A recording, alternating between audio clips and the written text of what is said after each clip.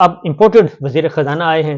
Imported وزیر خزانہ جو ہیں ان کو لایا گیا ہے اور ان کی شہریت جو ہے انہوں نے وزیر خزانہ بننے کے بعد انہوں نے اپنی شہریت جو ہے وہ پاکستانی حاصل کی ہے. اور کابینہ کا پہلا فیصلہ، جس کابینہ کے وہ خود بھی رکن ہیں، اس کابینہ کا پہلا فیصلہ یہ تھا کہ ایک غیر ملکی کو آپ نے شہریت دینی تھی، اور وہ غیر ملکی تھے ہمارے امپورٹڈ وزیر خزانہ. تو امپورٹڈ وزیر خزانہ جو ہیں وہ کیسے آپ کی معیشت کو ٹھیک کر سکیں گے، کیونکہ پہلے بھی امپورٹڈ وزیر اعظم بھی ہمارے آئے، اور یہ سارے کا سارا پچھلا امپورٹڈ گورنمنٹ تھی جو کہ رجیم چینج کے بعد آئی. جو امپورٹڈ گورنمنٹ نے گل کھلائے ہیں وہی امپورٹڈ وزیر خزانہ. اس سے پہلے ایک imported care taker prime minister بھی ہو گزرے ہیں، ان کو بھی لایا گیا تھا.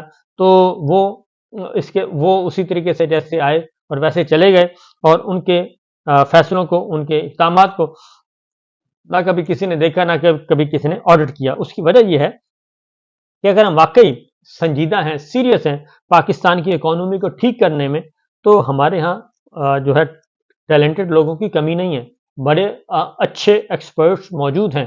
اور لیکن وہ ہمیں کیوں نہیں پسند، ہماری اسٹیبلشمنٹ کو کیوں نہیں پسند؟ کیونکہ وزیر خزانہ کا فیصلہ اسٹیبلشمنٹ کرتی ہے. اسد عمر صاحب آئے، ان کو ہٹوایا اس وقت کی ملٹری لیڈرشپ نے، باجوہ صاحب مطمئن، کیونکہ دفاعی بجٹ کا معاملہ آ جاتا ہے. اس لیے اس کے بعد پھر حفیظ شیخ صاحب کو الیکشن ہار گئے، وہ آؤٹ ہو گئے. شوکت ترین صاحب آئے، وہ بھی پسند نہیں آئے. اور اسی طریقے سے اسحاق ڈار صاحب جو ہیں وہ بھی پسند نہیں آئے، کیونکہ ایک تو وہ خود ہی مہان نالائق ہیں، اور ان کی ذمہ داری، کیونکہ انہوں نے بہت کوشش کی کہ وہ وزیر خزانہ بنے، لیکن وہ وزیر خزانہ نہیں بن سکے، اور ان کو بنا دیا گیا وزیر خارجہ. جو وزیر خزانہ کے طور پہ کامیاب نہیں ہوئے، جنہوں نے پاکستان کی معیشت کا بیڑا غرق کیا، تو وہ وزیر خارجہ کے طور پہ کیسے کامیاب ہوں گے؟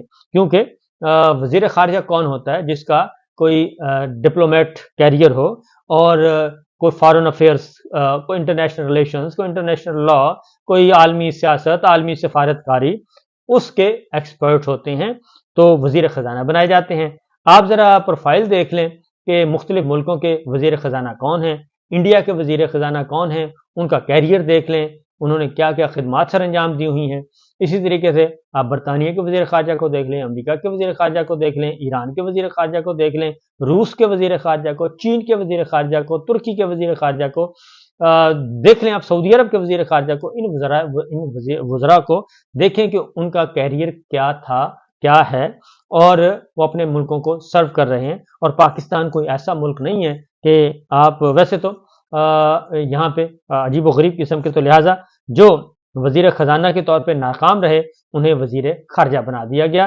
یعنی نالائق لوگوں کا ایک ٹولہ ہے جو کہ اکٹھا کیا جا رہا ہے، اور ان کو سپورٹ کرنے والے بھی، ان کی عقل پہ بھی ماتم ہی کیا جا سکتا ہے کہ وہ ان نالائق اور نااہل لوگوں سے خیر کی توقع کر رہے ہیں، اور وہ کہہ رہے ہیں کہ یہ آئیں گے اور شہد اور دودھ کی نہریں بہیں گے.